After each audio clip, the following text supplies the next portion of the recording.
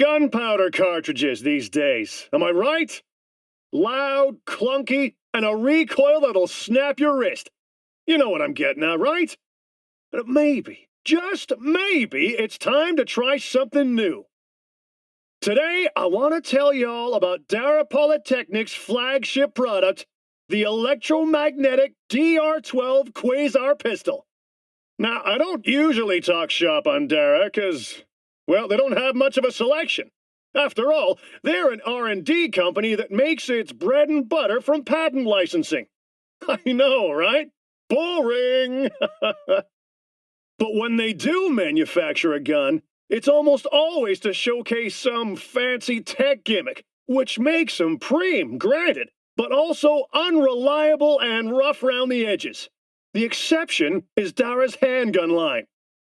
The first to hit the stores was called the Nova, except with standard G-powder cartridges, there was nothing Nova about it. But the Quasar, now that's a whole nother ballgame. First thing you'll notice about the Quasar is the weird shape of the receiver, as if it was an assembly line error. But surprisingly, it's a really snug fit. Just, don't expect to find a matching holster anytime soon. On top of that, it's got this old-timey drum magazine that's a clear throwback to the Depression-era outlaws and bank robbers of last century. Here's the twist, though. The drum mag isn't loaded with bullets, but with birdshot. Yeah, you heard me. Now, I know what you're thinking. Birdshot? You know, the thing you used to shoot clay pigeons at the shooting range with your pops? Have the great minds of Dara finally gone cuckoo? Well, birdshot's still the same old birdshot, yeah. But it's the projectile speed that's turning heads. See, hidden inside the Quasar's barrel are 4 electroconductive rails. Now, put 2 opposing electromagnetic fields inside the cylinder, load your birdshot, run a current through the rails, and BAM! You've just blasted straight through a solid lead surface, half an inch thick. Now, how do I know that? 'Cause I tried it myself!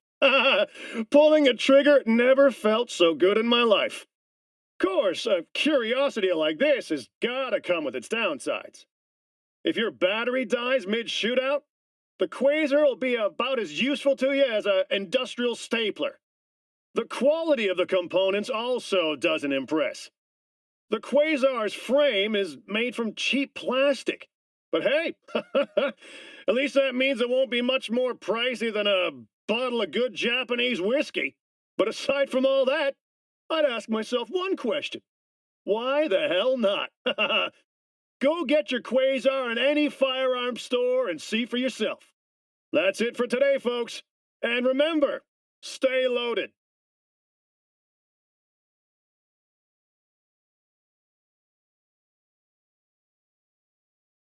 You know the expression, having the last laugh?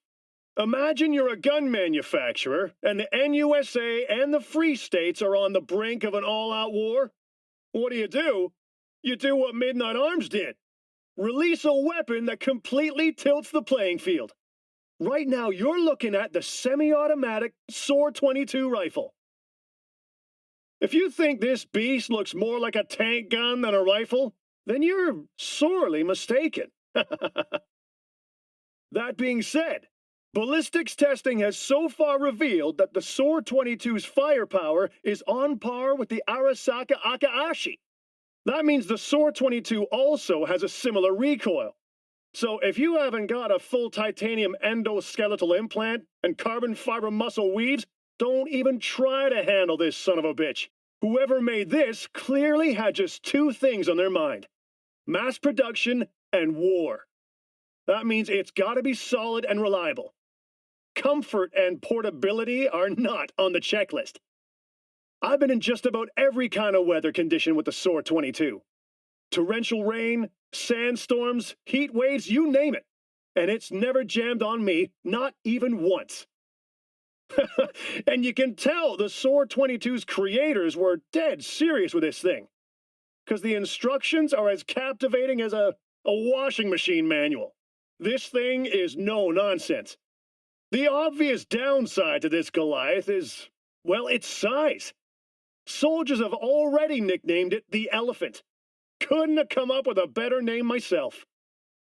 So, if you want to know what it's like to hold a real lead cannon in your hands, there's only one true contender. The Sword 22 is available in all firearm stores. And remember, stay loaded. You know that feeling when you get thrown back into your seat and your eyes start tearing up? You know what I mean. The experience of pure, unadulterated speed. If achieving that isn't your goal in life, then you might as well just change the channel. And if it is, well, let me tell you about the Quadra Type 66. The meanest, leanest, sleekest machine this world has ever seen. And wait till I tell you what's hiding underneath that gorgeous body. We're talking 370 engine, 550 horsepower, and 430 foot-pounds of torque. With that kind of power at your feet, a split second is all it takes to spin out of control. Every little micro adjustment counts. The only thing stopping this baby from flying off the tarmac is a grade A driver or the right implants. Lucky for us, the Quadra Type 66 is compatible with most firmware on the market. And oh my, the interior! You would almost think you're sitting in a fighter jet instead of a car. Except, even a fighter jet's got nothing on the Quadra in terms of style. Just look at this upholstery, at the dashboard. You can feel the designer's passion in every square inch. Now, even though the Quadra Type 66 is getting on in years, this foxy dame still routinely puts the most modern and priciest machines to shame. Think of it like a fine wine. It only gets better with age. And it'll still get you drunk off speed. Give the Quadra Type 66 a chance. I promise she will not disappoint.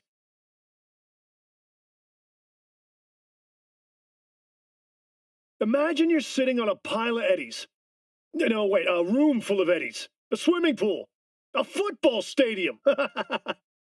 Now take that and multiply it by 100.